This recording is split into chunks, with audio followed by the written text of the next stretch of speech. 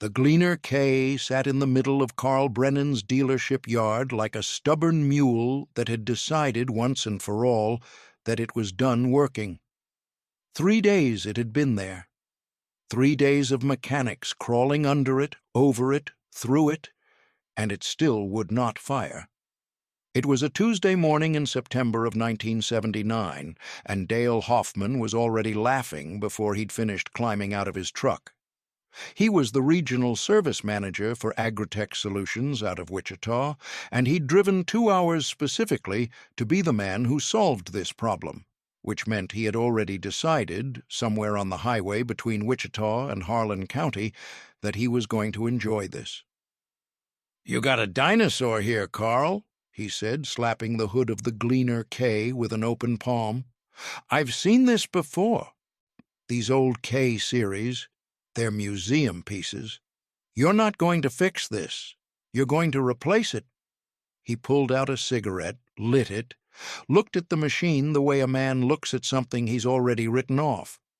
"Customer's going to have to take a new combine. That's just the reality of the situation." Carl Brennan stood 6 feet from his own machine and said nothing.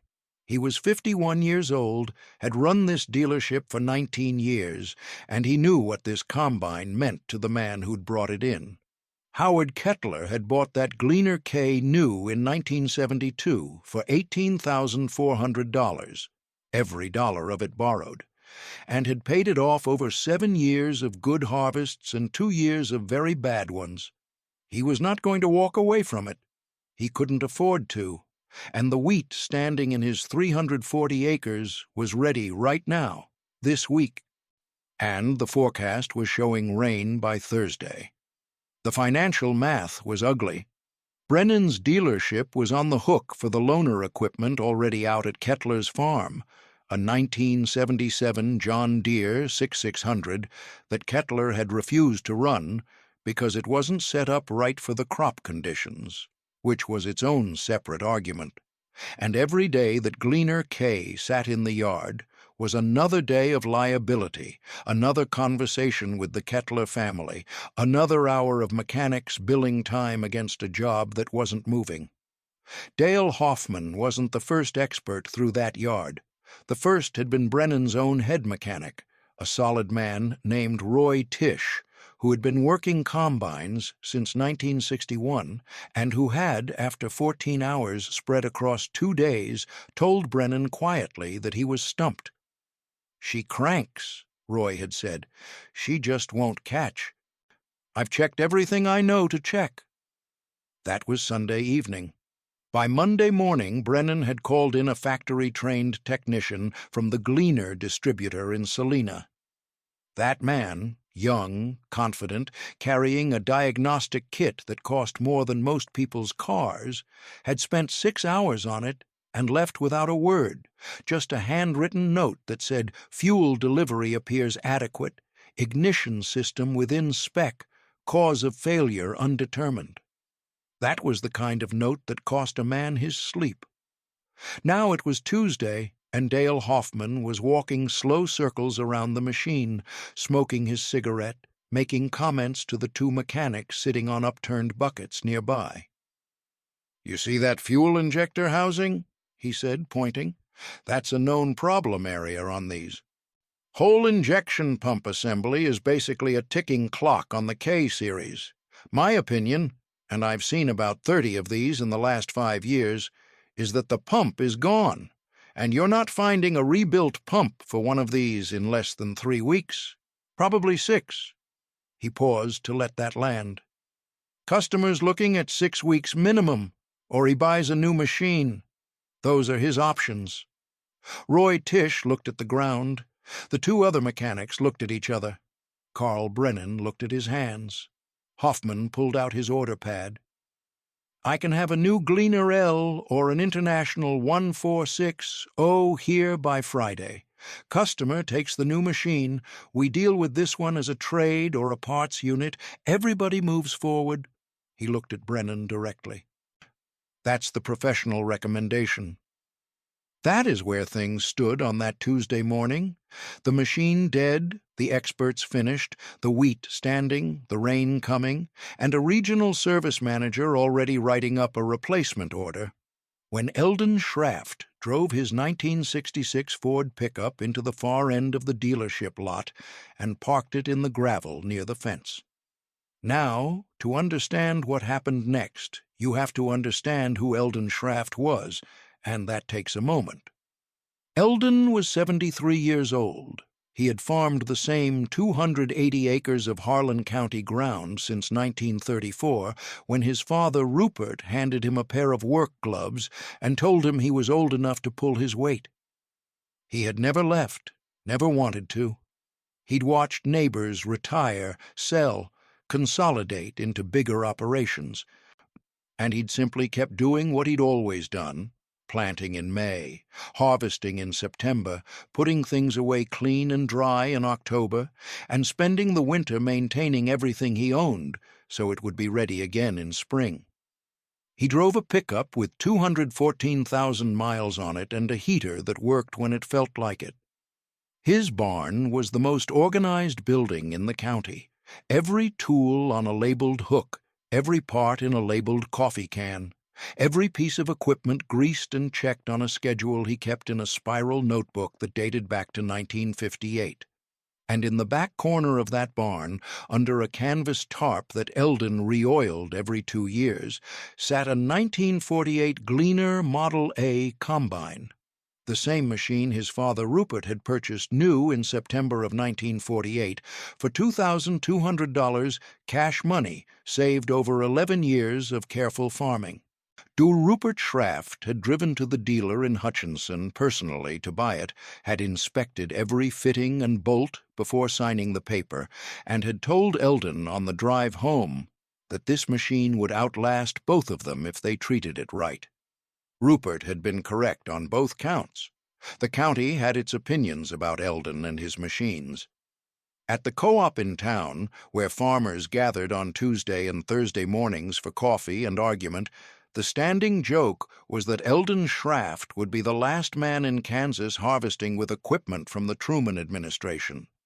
Younger farmers, men in their 30s and 40s with new four-wheel drive tractors and air-conditioned cab combines, called his equipment Eldon's Museum. One man had once offered, loudly and in front of a full room, to buy Eldon's Model A for $1 and donate it to the County Historical Society. Eldon had finished his coffee and driven home without answering. What those men did not know, what they had never thought to ask about, was that Eldon had spent 45 years learning the internal logic of harvest equipment the way a doctor learns a human body. Not from manuals, though he read every manual he could find. Not from courses, though he'd attended every extension service seminar offered in 3 counties since 1955. He learned from the machines themselves, from listening to them run, from feeling through his hands when something was wrong, from understanding not just what each part did, but why it did it, and what happened to the whole system when one part began to drift from its purpose. He had watched the Gleaner K sitting in Brennan's yard for 3 days. He drove past it on his way to town Monday morning and had slowed almost to a stop. He had not said anything to anyone. He parked his truck by the fence, climbed out with the slow deliberateness of a man who has learned there is no point in hurrying, and walked across the gravel toward the combine. He was wearing canvas work pants, a chambray shirt, and a feed store cap from a co-op that had closed in 1971. He carried nothing, no tools, no kit, no clipboard. Dale Hoffman noticed him and said nothing. Roy Tisch noticed him and nodded. Carl Brennan noticed him and felt something he couldn't quite name. Not hope, exactly, but something adjacent to it. Eldon walked once around the Gleaner K. Then he stood at the engine compartment for a long time, not touching anything, just looking. Then he turned to Roy Tisch. "Mind if I take a look at her?" Roy Tisch glanced at Brennan. Brennan gave a small nod. "Help yourself," Roy said. Hoffman looked up from his order pad. He took in the old man, the age, the worn clothes, the total absence of any equipment or credentials, and made his assessment in about 2 seconds. "No offense to your friend here," he said to Brennan, not quite quietly enough, "but we've had a factory technician on this machine. If he couldn't find it, I'm not sure what the old-timer's going to add to the conversation." Eldon was already opening the hood. He gave no indication that he'd heard anything. "Sir," Hoffman said, louder now, with the particular confidence of a man who is about to enjoy himself, "I appreciate the offer. I genuinely do. But this is a fuel delivery and injection timing problem on a machine that's 10 years past its best reliability window. This isn't a situation where a second set of eyes helps. This is a situation where you need parts that don't exist in the field." He gestured at the K with his cigarette. "What you're looking at is a machine that's finished." Eldon looked up from the engine. He looked at Hoffman with an expression that contained nothing hostile and nothing particularly warm, just a man looking at another man. "What did the injector pressure read when you tested it?" Eldon asked. Hoffman blinked. "The Selena tech checked that. It was within spec." "Within spec for what?" Eldon said. "For the factory range or for this machine's actual operating range?" Hoffman opened his mouth, closed it.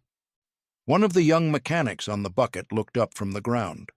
Eldon turned back to the engine.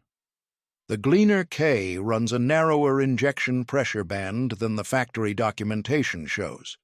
Gleaner updated the spec sheet in 1975, but the original manuals that shipped with these machines still show the old range. Something sitting at the low end of the published range looks fine on paper. It's not fine in practice. She'll crank all day and never catch." He put his hand on the injection pump housing.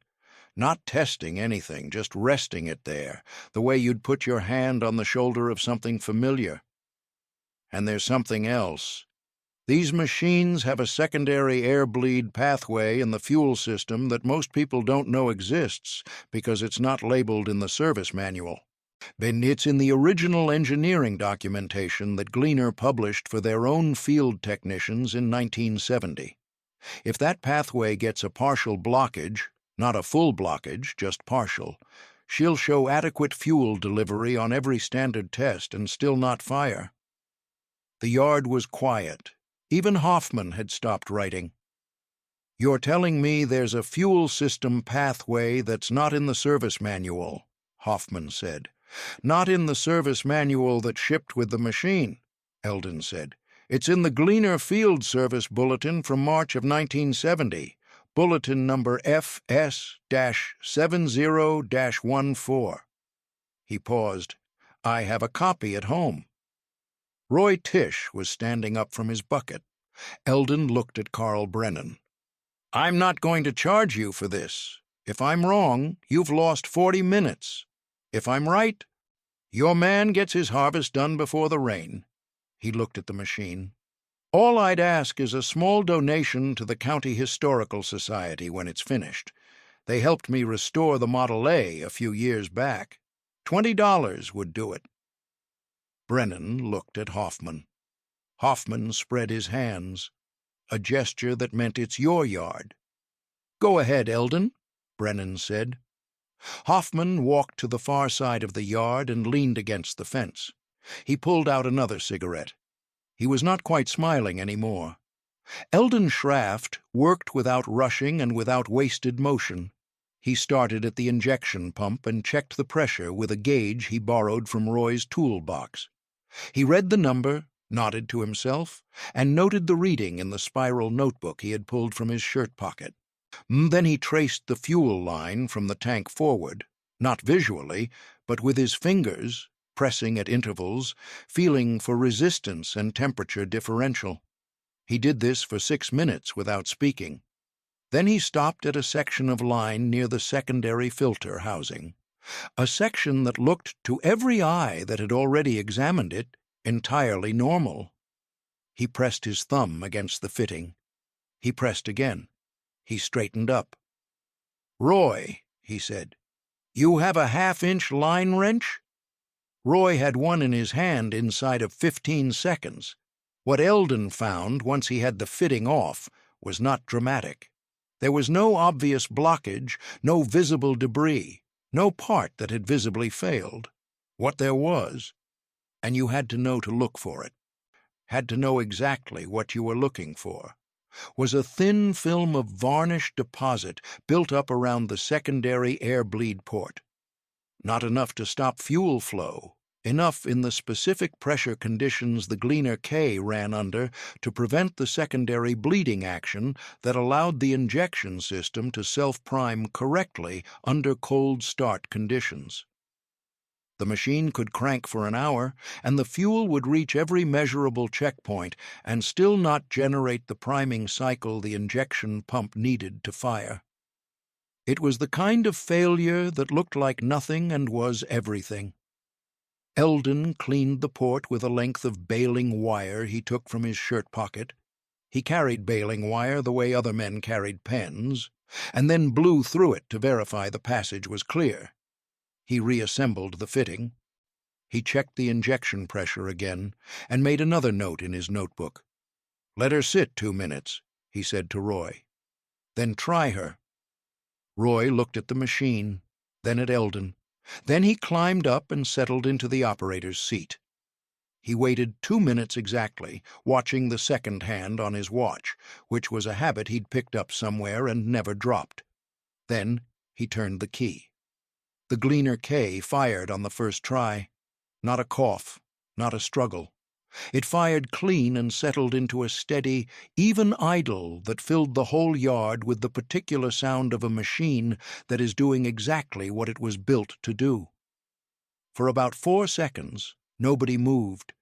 Then one of the mechanics on the bucket said something very quiet. One word. It might have been there or it might have been something else. Nobody was sure later, when they tried to reconstruct it.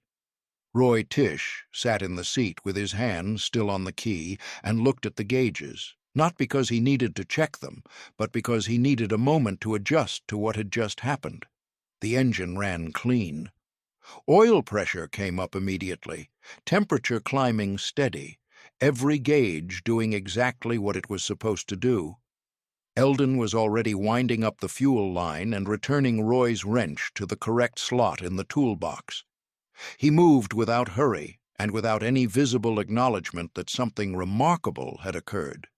As far as his body language was concerned, he had just done a normal task in a normal amount of time, which was, in the most literal sense, true.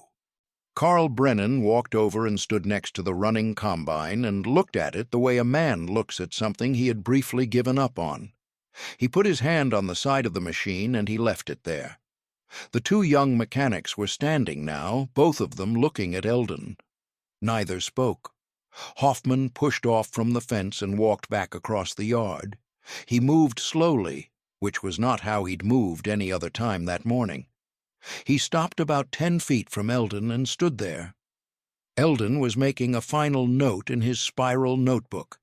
He finished writing, capped the pen, put it back in his pocket. Then he looked at Hoffman. Hoffman was quiet for a moment. The combine ran steadily behind them. "I said it was finished," Hoffman said. "I said you weren't going to find it in the field." He paused. "I was wrong. I was completely wrong, and I said it in front of your men, and I'm saying this in front of them, too." Eldon looked at him without any expression of triumph. "You tested what the manual told you to test," he said. "That's reasonable. The manual just doesn't have everything." "How did you know about that bulletin?" Hoffman asked. He was not being defensive. He genuinely wanted to know. "Had a Model A with a similar system," Eldon said. "Different machine, same engineering logic. Gleaner used the same design principle on both. When you understand why a system was designed a certain way, you start to see where the problems would show up that the standard tests wouldn't catch." He closed his notebook. New equipment is designed by committees. Old equipment was designed by engineers who had to solve specific problems with what they had. Sometimes what they came up with was smarter than what came after. Hoffman looked at the ground. Then he looked up. "That's the most useful thing I've heard in a long time," he said. He put his hand out.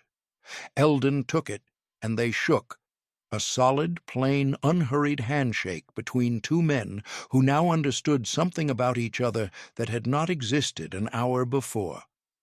Brennan was already on the phone to Howard Kettler. He told him the machine was running. He told him to send somebody to pick it up today. Kettler didn't say much, just a long exhale on the other end of the line, the kind of breath a man lets out when he realizes he's going to be all right. The Gleaner K was back at the Kettler farm by early afternoon. By 2 o'clock it was in the field. Howard Kettler ran it himself, which he preferred anyway, and he ran it through Wednesday and part of Thursday morning before the rain came in, and by then he had 290 acres cut and in the bin, which was enough. Not everything, but enough, and the remaining 50 acres could wait for the field to dry, and he'd finish it the following week. The rain fell Thursday afternoon, and Kettler sat in his farmhouse kitchen and drank coffee and listened to it on the roof, and did not feel the particular dread that rain sounds like when you know you're not ready. Carl Brennan wrote a check to the Harlan County Historical Society for $50, more than Eldon had asked, and dropped it off on his way home Thursday evening. He told the woman at the desk what it was for.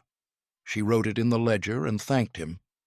By Friday morning, the story had moved through the county the way those stories always move, through the co-op, the feed store, the grain elevator, the diner on Route 56 where farmers ate breakfast and talked about what had happened and what was going to happen.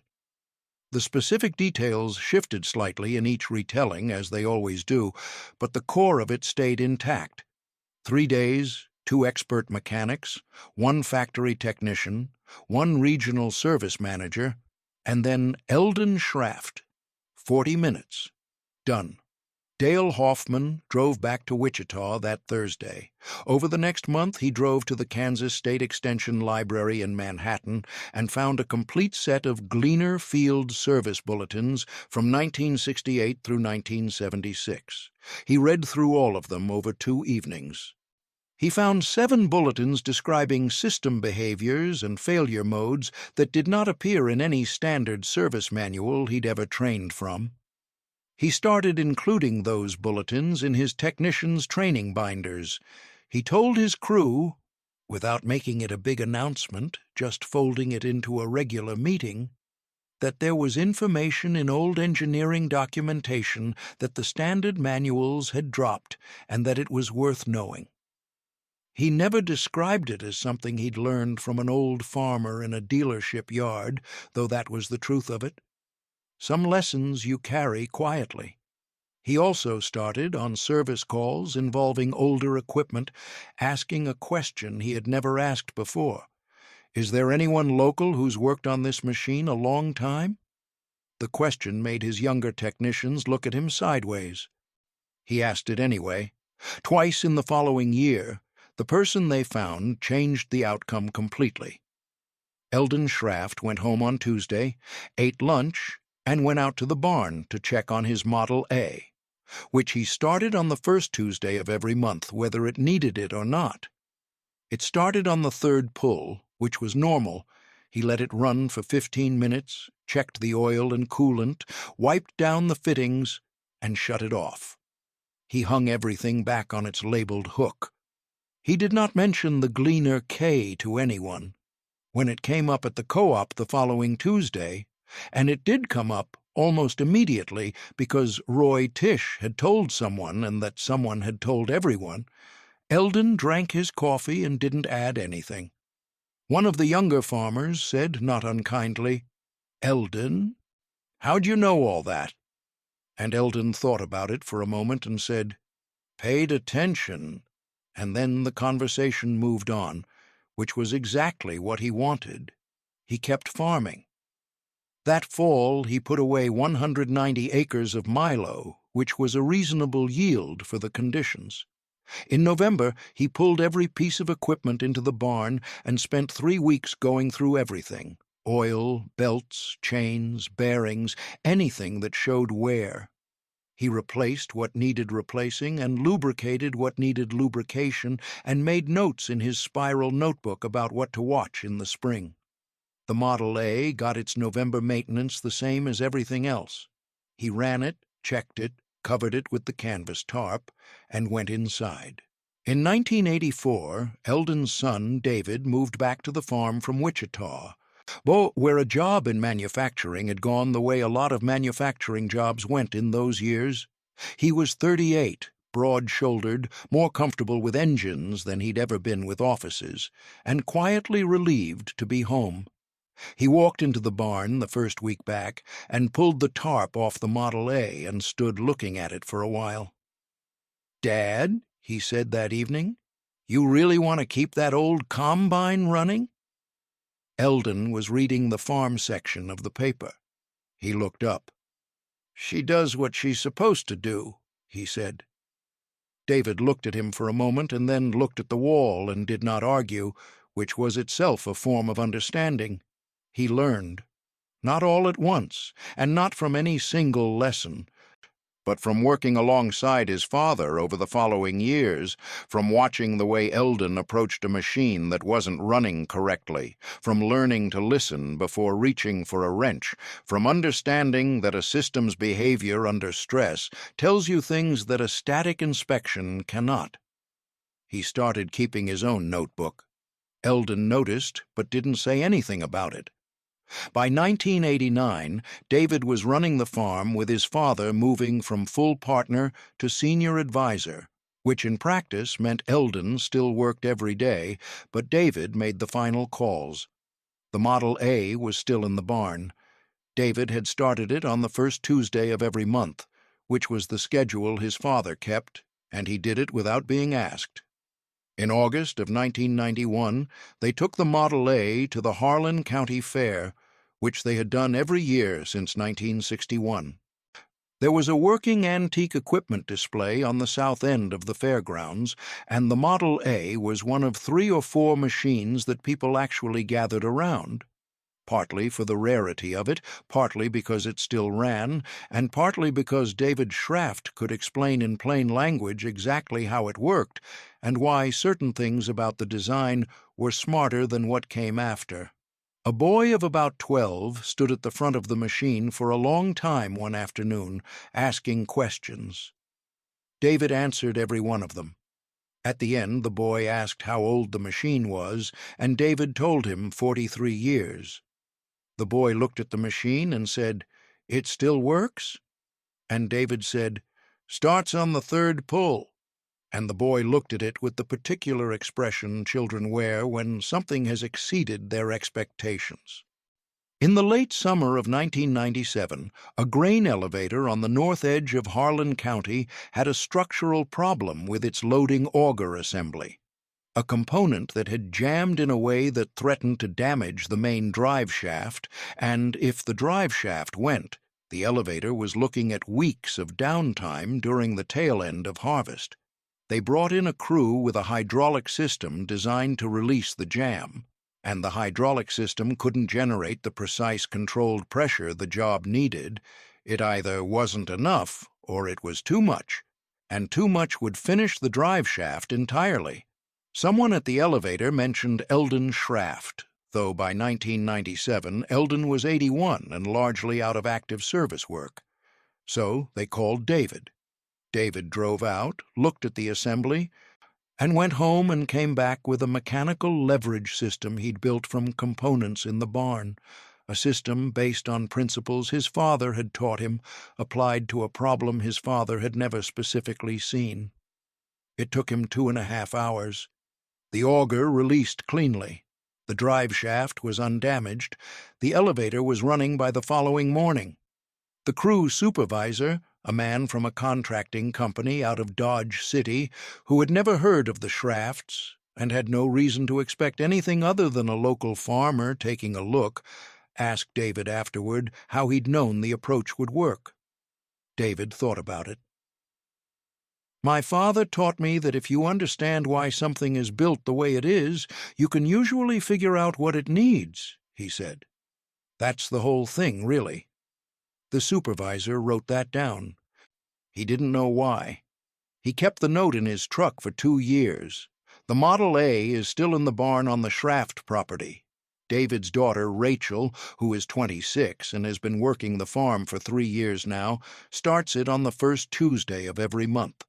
She has her own spiral notebook. She is working through the Gleaner Field service bulletins that Eldon collected over 50 years, reading them the same way her grandfather read them.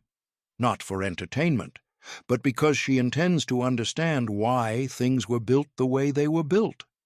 At the county fair in August, she stands next to the Model A and answers questions. She has the patience her great-grandfather had, and the notebooks, and the knowledge that these are not separate things. The machine starts on the 3rd pull. The chains hang on the same hooks they have always hung on. The canvas tarp goes back on in September and comes off the following spring, and somewhere in a Kansas county on some Tuesday morning that hasn't happened yet, there will be a machine that nobody can get running, and an expert who has tried everything the manual says to try, and a phone call to someone who learned from someone who learned from someone who paid attention when it mattered. Some knowledge doesn't age. It just waits for the next person wise enough to carry it forward,